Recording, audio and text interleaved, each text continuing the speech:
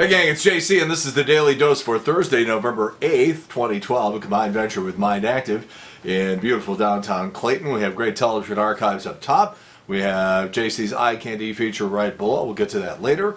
And of course, the results of the rock and roll poll question for this week. Have you ever removed an opposing political bumper sticker from a stranger's or neighbor's car, or a political yard sign from a stranger or a neighbor's lawn? And 90% of you liars say no.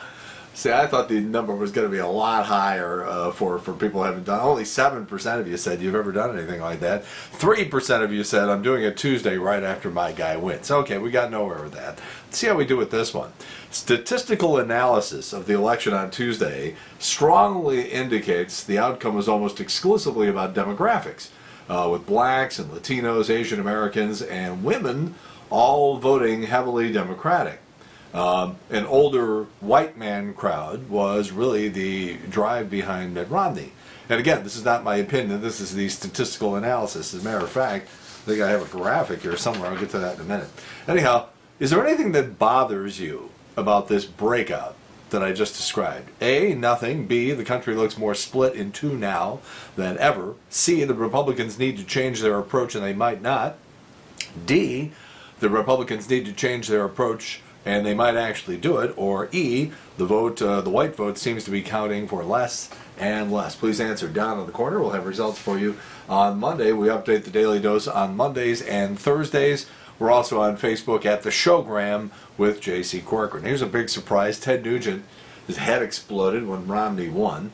Here's some of his tweets. He called the people who voted for the president soulless fools. What subhuman varmint believes others must pay for their obesity, booze, cell phones, birth control, abortion, and lives? Ted, one of our great political commentators of the day. Pimps, whores, and welfare brats and their soulless supporters have a president to destroy America. Go out and kill and grill something, Ted. Meanwhile, Donald Trump deleted that tweet where he talked about revolution and erroneously claimed that Mitt Romney had won the popular vote. Whoops! And Roseanne, by the way, who was running for president, you may not have known that, actually got 48,796 votes. That was good enough for 5th place. How about that? Joe Biden is going to have a cameo on next week's episode of Parks and Recreation. By the way, on Tuesday, 2 dead guys won elections in both Florida and Alabama. In Florida, by the way, listen to the second half of this, okay? The second half of this is just precious. In Florida, a 96-year-old guy died last month, was reelected to his county tax collector job, while in Alabama, a 77-year-old guy who died last month was elected to his county commissioner seat.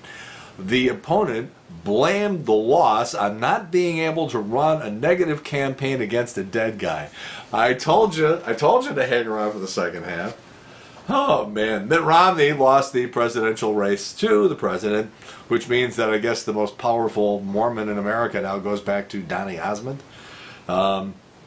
Mitt Romney has never been drunk, he never smoked, he never took drugs, which by my way of thinking is far less American than anything they ever accused Obama of. But that's just me.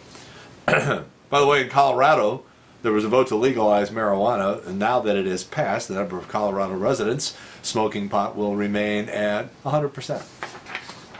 All right, here's the graphic I was talking about. They ran this on NBC today. And this doesn't tell the whole story, but it sure tells a lot of it, okay? And there it is. Latinos voted for the president at a 71-27 rate against Romney. African Americans, 93% of the vote to 6% for Romney. Asian Americans, 73% to 26% for Romney. And women, 55 to 44%. So, what happened? I'm not a political scholar, but I do have an opinion. And my opinion is the fact that Romney wouldn't release his taxes. He didn't explain what his economic plan actually was. He didn't do any details. He has virtually no foreign policy experience, although you could have claimed that about Obama when he was elected 4 years ago. I think Romney weirded people out with his car elevator. He seemed to alienate people with his corporate raider image. He belongs to a party of old white men who have very peculiar views, not all of them, but many of them, about women and their role in society, not to mention their own reproductive systems. He wears the magic underwear, folks. He has a bunch of sons, all of whom look like they could have been cast as one of the bullies in any of the John Hughes movies back in the 1980s.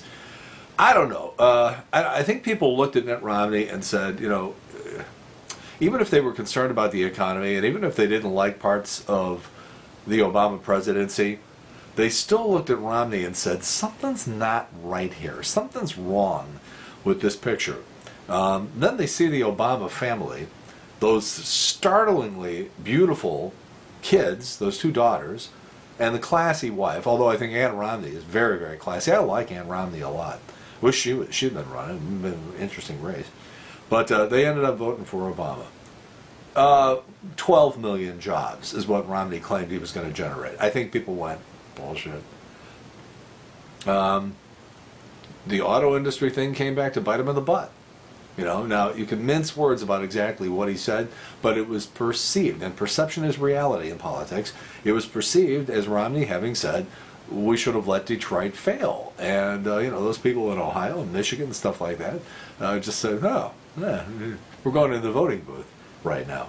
The auto industry actually separated itself from one of the from one of the Romney television campaign ads, and you know which one I'm talking about. The 47% tape, I think, really, really affected Romney. So right or wrong, accurate or not, I think Romney came off as a rich guy who really didn't care about the middle class. And I think it came back and it got him. All right, let's talk about the experts for a minute. The pundits, the commentators, well, almost all of whom who were predicting a long night. How many times did you hear, a long night, it's too close to call? There were people who said we might not know in the morning on Wednesday who the president was. There were going to be challenges because the vote was going to be so close.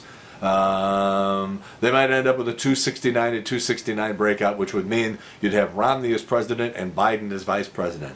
And I said it, and some people heard me say it, but I said it, and I said it online, and I said it to anybody who was around who would listen to me. I said, Obama's going to get over 300 electoral votes, and it's going to be over early.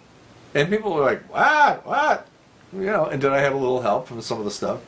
That blogger guy? Sure, of course. But, you know, here's what I thought. I was very suspicious of this stuff in the final days of the campaign, where everybody on Fox News kept saying, you know, talking about this late Romney surge, And I knew that was bullshit when I heard it. So then, when Romney didn't win, and when they gave Ohio to Obama, and Karl Rove went on Fox News and still would not accept the idea of defeat, and it pushed the whole concession speech back and the acceptance speech back into the middle of the night. You know, there's an old game that we play in media. It's called generating your own bullshit. But you're never supposed to believe your own bullshit, okay? And that's what I think happened. I think these guys said, all right, we're going to go out, we're going to say this is really close. It's too close to call. Todd Aiken's people were trying to say that it was neck and neck. Lost by what, 15, 16 points? They were generating their own bull and then made the mistake of believing their own bull. And then acted surprised when it didn't happen.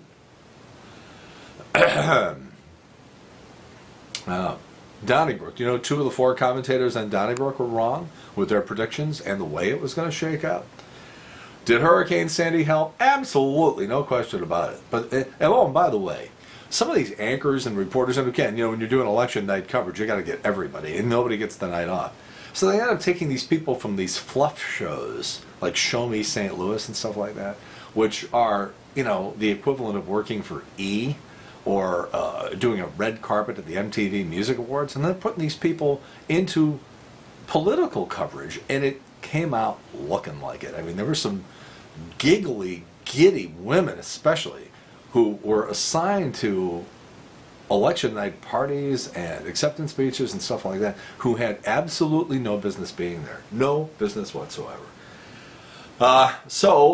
In terms of, I'm looking at my computer now, in terms of all of the stuff that's been generated on Facebook and on the internet, all I can say is, you know, and you know who I'm talking about here, it's over.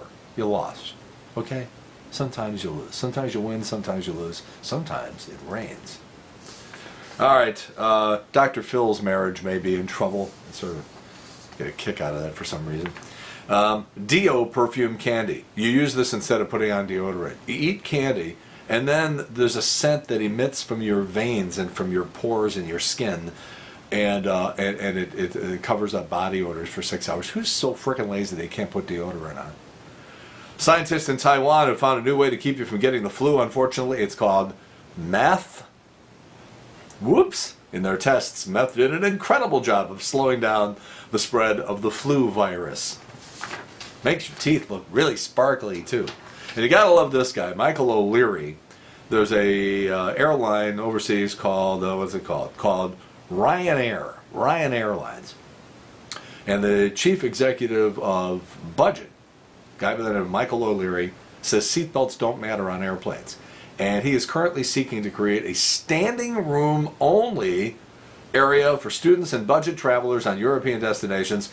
He says when it comes to landing, he suggested passengers could hang on to the handle and they'd be fine, like you're on the subway or something like that. No turbulence in Europe, of course.